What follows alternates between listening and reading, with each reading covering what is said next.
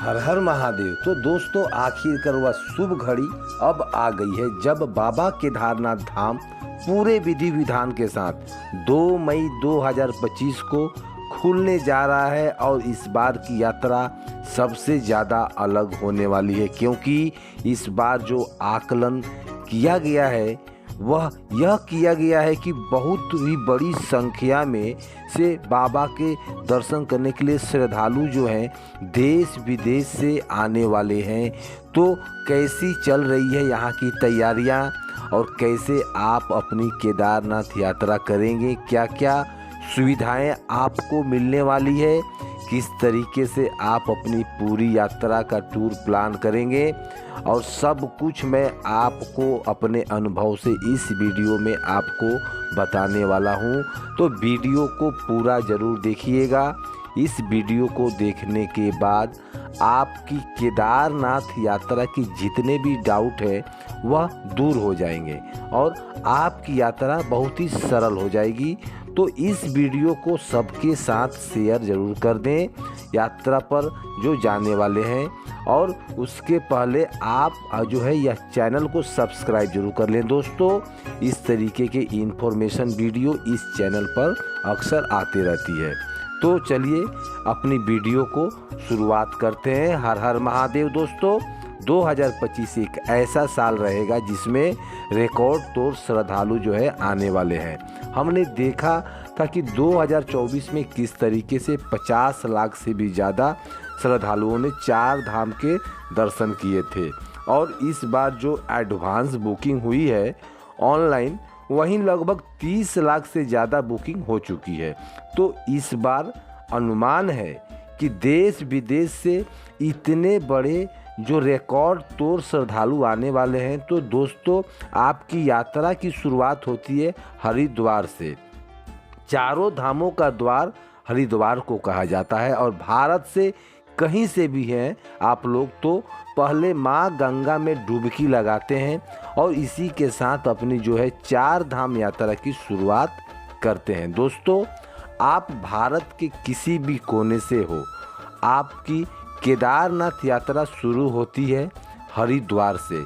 सबसे पहले बात करते हैं हरिद्वार आपको कैसे पहुंचना है। दोस्तों, अगर आपका सफ़र का जो माध्यम है वह रेल है, तो हरिद्वार में रेलवे स्टेशन है जो कि पूरे भारत से बहुत अच्छी तरीके से रेलवे से जुड़ा हुआ है। आप रेल के माध्यम से भी हरिद्वार आ सकते हैं, और आपका अगर बाय रोड है तो बाय रोड भी आप आ सकते हैं। वैसे तो आप ऋषिकेश और देहरादून तक भी बाय ट्रेन आ सकते हैं।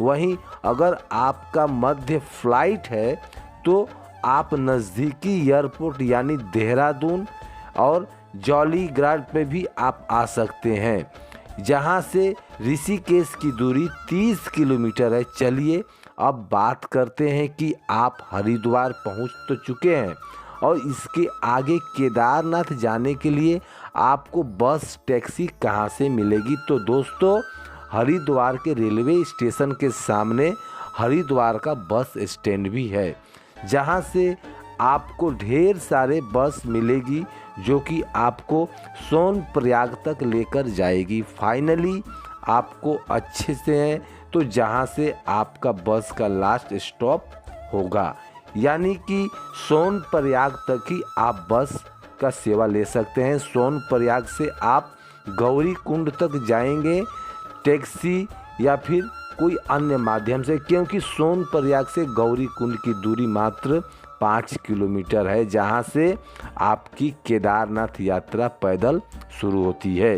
एक बात का आपको विशेष ध्यान रखना है कि हरिद्वार से सोनप्रयाग के लिए जो बस छूटेगा वह सुबह 9, 10 या 8 बजे तक ही चलती है। इसके बाद आपको फ़ोन ट्रैक करने के लिए डायरेक्ट बस नहीं मिलेगी।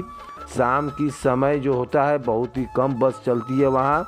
तो इससे कि आप यही करेंगे कि जिस दिन भी आपको हरिद्वार से यात्रा शुरू करनी हो तो बिल्कुल अर्ली सुबह ही आप यात्रा शुरू कर दें, ताकि शाम तक आप उस दिन सोनप्रयाग आराम से पहुंच जाएं।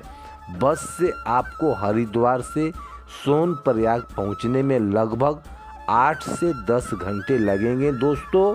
बस जो है आपका किराया लेगा 500, 600, 700 या फिर 900 भी हो सकता है। तो दोस्तों आपका पहला दिन जो रहेगा वह सिर्फ आपको बस यात्रा में ही निकल जाएगा। इसमें आप सोनप्रयाग में आप अपना जो है एंट्री दे दीजिए। सोनप्रयाग में नहीं मिले तो फटा, गुप्तकाशी, जहाँ भी आपको स्टे मिल जाए वहाँ आप रुकने की व्यवस्था कर लें। इसके साथ ही आपका पहला दिन समाप्त हो जाएगा। चलिए अब बात करते हैं सोनप्रयाग में हमें स्टे में क्या क्या ऑप्शन मिलते हैं। दोस्तों सबसे पहली बात, सोनप्रयाग में आपको कहीं भी 3 स्टार 4 स्टार टाइप के होटल नहीं मिलेंगे। वहाँ सारे एक जैसे ही नॉर्मल होटल मिलती है। दूसरी चीज़, सोनप्रयाग में बहुत ही लिमिटेड होटल हैं। अगर आपको सोनप्रयाग में कमरा नहीं मिल पाया तो आप उससे 2 किलोमीटर पहले सीतापुर नाम का जो जगह है वहाँ भी अपना होटल ले सकते हैं। लेकिन मई जून के महीने में केदारनाथ यात्रा जो पीठ पर होती है और इस वक्त आपको बहुत ज़्यादा क्राउड देखने को मिलेगा, जिसकी वजह से यहाँ होटल की मारामारी बहुत ज़्यादा होती है। तो आपको सोनप्रयाग और सीतापुर जो है, अगर दोनों ही जगह कमरे ना मिले तो आपके पास तीसरा विकल्प भी है। उसका नाम है गुप्तकाशी या फटा, क्योंकि सोनप्रयाग से 30 किलोमीटर पहले यहाँ भी आपको ठीक ठाक होटल मिल जाएंगे। अगर सोनप्रयाग नहीं आपको रूम मिल जाता है तो बहुत ही बढ़िया। नहीं तो सीतापुर, गुप्तकाशी के ऑप्शन आपके पास ज़रूर है। अगर बात करते हैं दूसरे दिन की, तो दोस्तों दूसरे दिन आपको अर्ली मॉर्निंग में उठना है। सबसे पहले आपको लाइन में लग जाना है जहां आपका रजिस्ट्रेशन चेक होंगे। दोस्तों मैं आपको यही बात विशेष तौर पे बताने हूँ कि रजिस्ट्रेशन की लाइन लगभग 2 किलोमीटर तक भी पहुँच जाती है। तो आपको बहुत ही सुबह उठना है ताकि आपका जो लाइन में लगने का वक्त है वह बहुत ही कम हो, आपकी यात्रा का टाइमिंग ज़्यादा ना डिले हो सके। तो दोस्तों विशेष बात यह है कि आगे आप अपना पर्सनल व्हीलर ले सकते हैं। सोनप्रयाग की पार्किंग में ही आपको अपना जो गाड़ी है वह खड़ा करना होगा और यहाँ से जो है आपको लोकल बोलेरो होती है, जो टैक्सी होती है, लगभग 30 से 40 रुपये किराया लेती है, वो आपको गौरी कुंड तक छोड़ देगी। सोनप्रयाग से गौरी कुंड की दूरी मात्र 5 किलोमीटर है। ट्रैकिंग शुरू होगी वहाँ से आपका लगभग 16 से 20 किलोमीटर है। और यहाँ दोस्तों गौरी कुंड से आप एक लाठी चलने के लिए ले लीजिए। यह लाठी आपको बहुत सामने काम आएगा ऊपर चढ़ने के लिए। सबसे बड़ी मददगार होगी यह लाठी, जो आपको अपनी यात्रा शुरू करेंगे। सुबह 8 बजे से 9 बजे के बीच में यात्रा शुरू करें। आप आराम से शाम के 5 से 6 बजे तक केदारनाथ पहुंच जाएंगे। बाकी वह आपके ऊपर डिपेंड करता है कि आप कैसे पहुंचेंगे। बाकी वह डिपेंड करेगा कि आपके पास स्पीड कितना है, आपकी कैपेसिटी कितनी है, आपकी स्टैमिना कैसा है। दोस्तों अगर आप पैदल यात्रा नहीं कर सकते हैं तो आपके साथ कोई बुजुर्ग है तो पैदल यात्रा करने में असमर्थ है तो आपके पास हेलीकॉप्टर से भी यात्रा करने का विकल्प है। अगर बात करते हैं यह हेलीकॉप्टर आपको कहाँ से मिलेंगे, तो दोस्तों 3 जगह से आपको हेलीकॉप्टर मिल जाएंगे। पहले गुप्तकाशी, दूसरा फटा और तीसरा सीतापुर से आप कहीं से भी हेलीकॉप्टर ले सकते हैं, जो आपको 10 से 15 मिनट में केदारनाथ के बस कैंप तक पहुंचा देगा।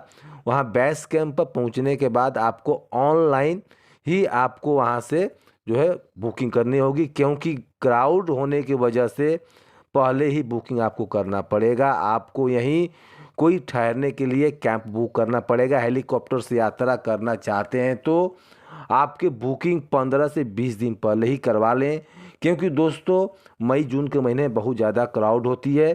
और हेलीकॉप्टर की किराया जो है 5,000 से लेकर 10,000 तक आपका एक आदमी का जो है राउंड ट्रिप बनता है।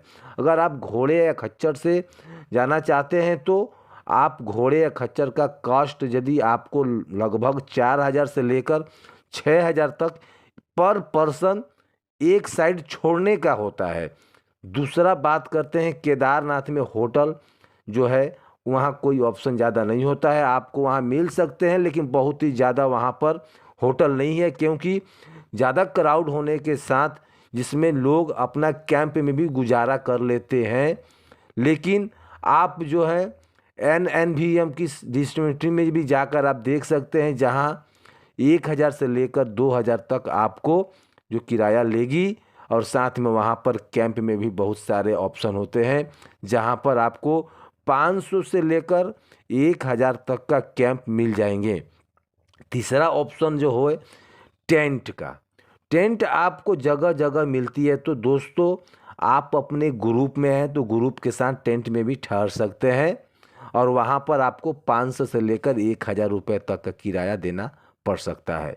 अब आपको रूम भी मिल गया तो आप फ्रेश होकर मंदिर जाइए और केदारनाथ का जो शाम की आरती होती है उसमें शामिल हो जाइए।